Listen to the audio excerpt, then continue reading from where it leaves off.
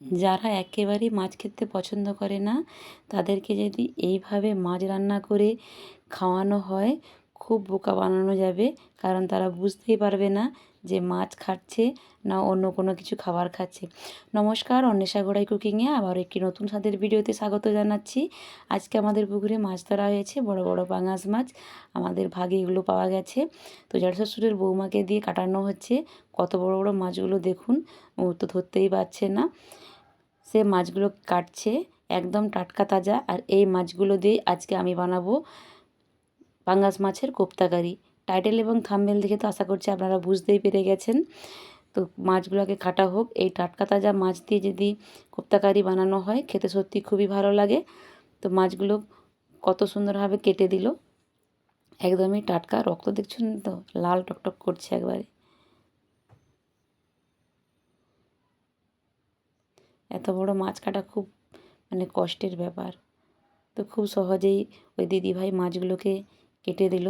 তো মাছটা কাটা হয়ে গেছে, এবার আমাদের ভাগও হয়ে গেছে। এতগুলো আমরা ভাগে পেয়েছি, দেখুন আপনাদেরকে দেখাচ্ছি ঢেলে। এতগুলো ভাগে পেয়েছি। আর এই মাছগুলো আমি কেটে ধুয়ে ফ্রেশ করে একেবারে আপনাদের সাথে রান্নাঘরে গিয়ে দেখা করব। চলুন একেবারে রান্নাঘরে যাই। মাছগুলো ফ্রেশ করে রান্নাঘরে চলে এসেছি। চলুন আজকে আমি বানাবো পাঙাশ মাছের কোপ্তাকারি। তার জন্য কি কি নিয়েছি আপনাদেরকে দেখাই। নিয়েছি কয়েক পিস পাঙাশ মাছ নিয়েছি, এখানে বেসন নিয়েছি, পেঁয়াজ বাটা, আদা বাটা, কাঁচা লঙ্কা বাটা, টমেটো কুচি, রসুন বাটা, কয়েকটা কাঁচা লঙ্কা, গরম মশলা আর ধনে জিরে বাটা।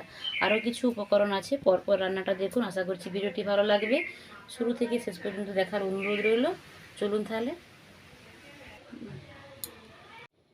কড়াইতে জল দিয়ে জলের মধ্যে ওই মাছের পিসগুলো দিয়ে দিচ্ছি।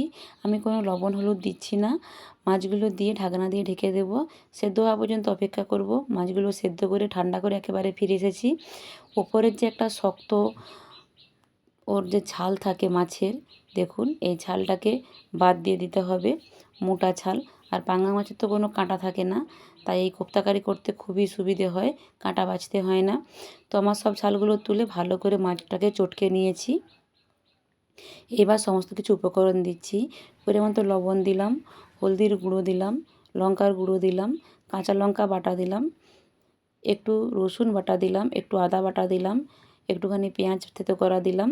সব কিছু উপকরণ দিয়ে দিয়েছি। এবার সামান্য একটু বেসন দিচ্ছি, প্রায় 4 চামচের মতো বেসন দিয়ে দিলাম। দিয়ে ভালো করে হাত দিয়ে সমস্ত কিছু উপকরণগুলোকে মেখে নিচ্ছি। দেখুন সুন্দর করে মাখতে হবে। ভালো করে আমার মাখা হয়ে গেছে। একটু করে মাছের মণ্ড নিয়ে হাত দিয়ে এরকম চেপে চেপে গোল আকৃতির শেপে আমি শেপ দিয়ে দিচ্ছি। দেখুন কোপ্তার আকারে আমি গড়ে নিচ্ছি। একই রকমভাবে আমি আবারও একটা দেখাচ্ছি।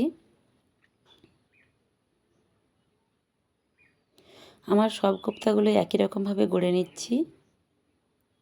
সব কোপ্তাগুলোই আমার গড়া হয়ে গেছে। অন্যদিকে উনুনে আবারও কড়াই বসিয়ে দিয়ে কড়াইতে তেল দিয়ে দিলাম। তেল গরম হয়ে গেলে কোপ্তাগুলো এক এক করে সব দিয়ে দিচ্ছি।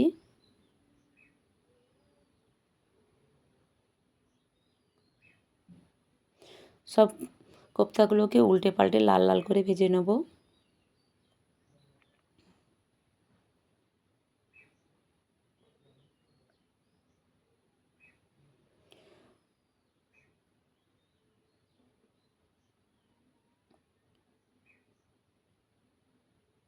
উল্টে পাল্টে কোপ্তাগুলোকে সুন্দর করে লাল লাল করে ভেজে নিতে হবে। আমার কোপ্তাগুলো ভাজা হয়ে গেছে, এবার আমি এক এক করে নামিয়ে নিচ্ছি। দেখুন কত সুন্দর কালার এসেছে ভাজা হয়ে যাওয়ার পর। আবারও ওই তেলে বাকি যেগুলো ছিল সেগুলোও দিয়ে ভেজে নেব।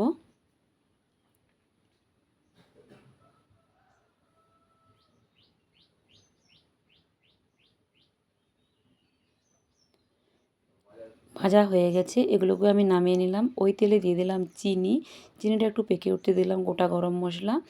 সবগুলো ভাজা হয়ে যেতে দিয়ে দিলাম বেটে রাখা পেঁয়াজটা। পেঁয়াজটা একটু নাড়াচাড়া করে নিচ্ছি। নাড়াচাড়া করে নিয়ে কয়েকটা কাঁচা লঙ্কা দিয়ে দেবো এর মধ্যে। তারপর দিয়ে দিলাম রসুন বাটা, দিয়ে একটু মশলাটাকে নাড়াচাড়া করে নিচ্ছি। এবার দিয়ে দিলাম আদা বাটা। আদার গন্ধ চলে যাওয়া পর্যন্ত আমি একটু মশলাটাকে কষিয়ে নেব। তারপর দিয়ে দিলাম টমেটো কুচি,